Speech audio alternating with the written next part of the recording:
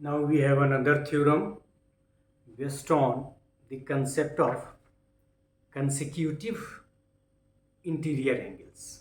अभी हम लोगों ने चर्चा की alternate interior angle, corresponding angle, vertically opposite angle, उसका भी इस्तेमाल किया हम लोगों ने। और there is a concept of consecutive interior angle. As you can see in the given figure, sorry, we have to draw the figure. Let us draw the figure.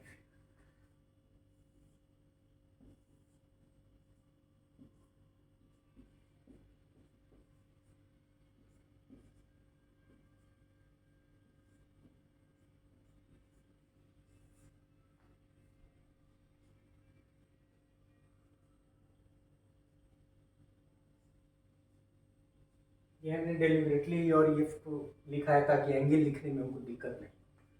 So A B and C D are two parallel lines, T transversal intersect AB at E and CD at F, and we have angles interior and exterior as we usually write 3 and 4, then we start 5, 6, 7 and 8. अब हम लोगों को proof करना है consecutive interior angle. Consecutive, एक तो interior 4 angle है, उसमें कौन कौन से कंसिक्यूटिव है, जिसको हम लोग कंसिक्यूटिव को सह आंतरिक कोण या बहुत जगह किताब में लगातार आंतरिक कोण भी देता है, लेकिन हम लोग इस्तेमाल करेंगे सह आंतरिक कोण का।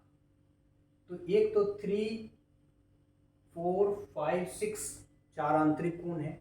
इसमें से कौन दो पेयर है जो कंसेक्यूटिव या फिर सह आंतरिक कोण है? 4 and 5, 3 and 6। मतलब एक तो एंगल 3 एंड एंगल 6, दूसरा angle 4 and 5, 4 and angle 5. So what we have to prove? Firstly, we have to prove angle 4 plus angle 5, इसी को पहले ले लें।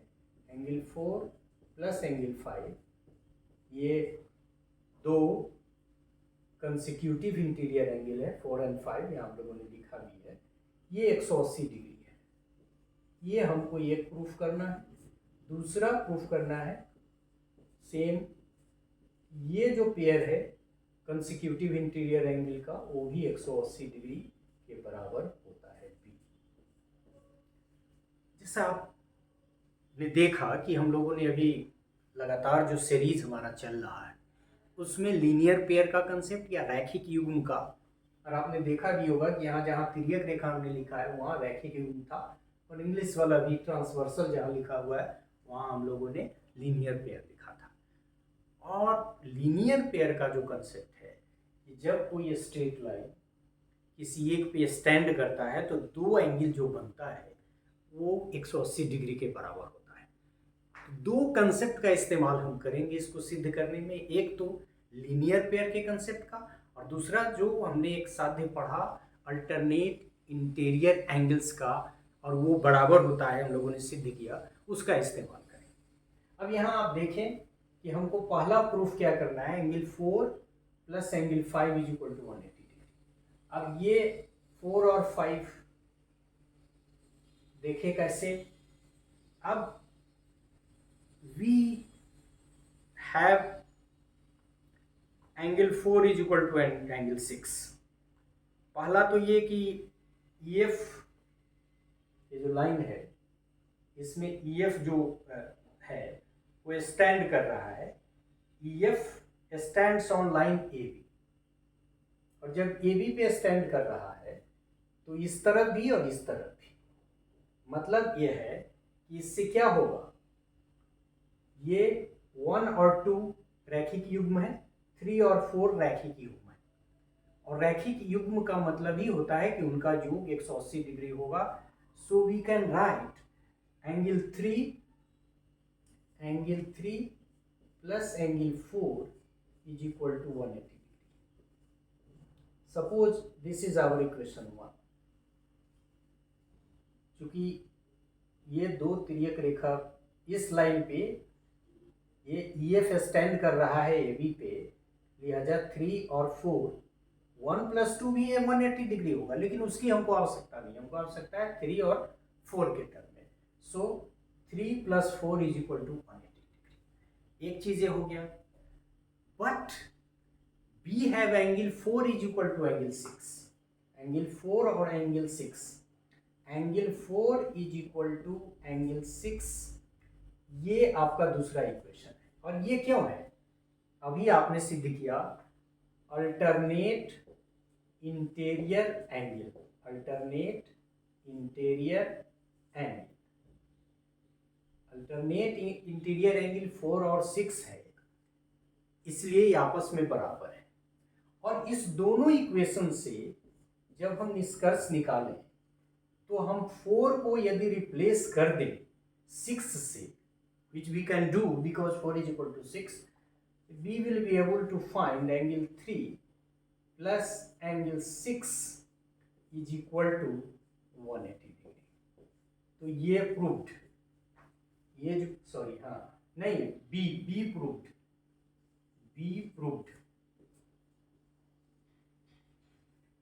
ये हमने प्रूफ कर दिया।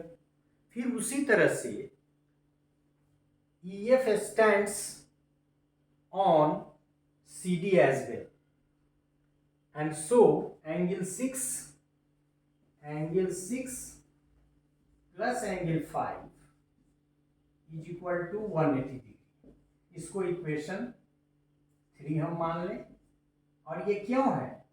लीनियर पेयर, और लीनियर पेयर का जो मान होता है रैखिक युग्म, यहां भी आप चाहें तो लिख दें लीनियर पेयर।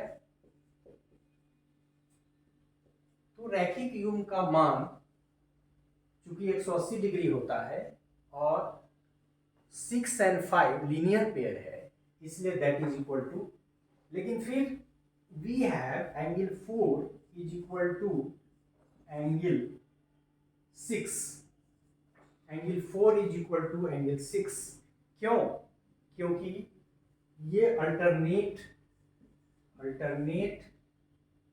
इंटीरियर एंगल यहां भी लिखा था, इक्वेशन यहां भी लिखा है, आप इक्वेशन 2 को भी ले सकते हैं, इंटीरियर एंगल्स, लेकिन हम अलग अलग प्रूफ कर रहे हैं, तो आप अलग लिखें या नहीं लिखें, 2 यहाँ या लिख दे 2 ही, क्योंकि 2 में आपने वहां लिया है।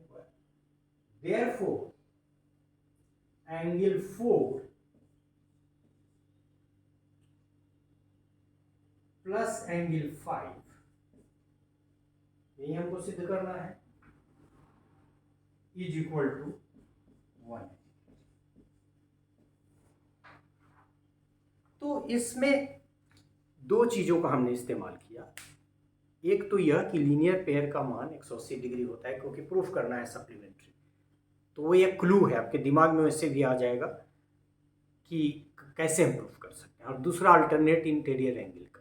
और तीसरा जो आपको सावधानी बरतनी है वह यह कि किस दो एंगल के लेने से मेरा काम चल जाएगा, तो इस पे नजर रखनी पड़ेगी। जैसे आप अल्टरनेट इंटीरियर एंगल तो दूसरे भी है, लेकिन 3 और 5 का हमने इस्तेमाल नहीं किया है। 3 = 5 का इस्तेमाल हम कर सकते, हमको जरूरत पड़ती तो करते, लेकिन हमने दोनों केस में 4 और 6 का ही इस्तेमाल किया है, क्योंकि यहाँ 4 और 5 था और 3 और 6 था, तो 4 और 6 के टर्म में ही हमने ट्रांसफर किए हैं इसका, इसीलिए ये लीनियर पेयर का हमने इस्तेमाल किया, 4 और 6 का ही इस्तेमाल किया, 3 और 5 का इस्तेमाल हमने नहीं किया। So in this way we have proved that if a transversal intersect two parallel lines, then each pair of consecutive interior angles are supplementary, and for future this is also a formula। वैसे भी theorem इसीलिए हम लोग करते हैं कि वो formula के रूप में हो जाए। तो मतलब हम इसको याद रखेंगे कि जब दो रैखिक नहीं, यहाँ सह आंतरिक कोण का जोड़ होगा तो वह पूरक होगा 180 डिग्री के बराबर होगा।